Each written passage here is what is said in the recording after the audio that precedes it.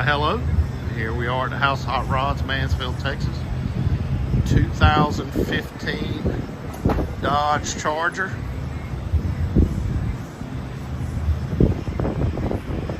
Nah, we're not fixing it. We bought it for this. We pulled the engine out. It's a Hellcat engine. And we're stripping some of the parts we need.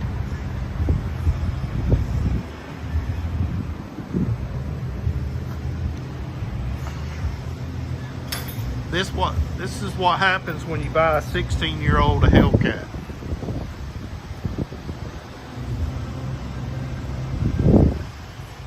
But we're going to be using this engine in a project that we're doing that will go in a pre-production CUDA.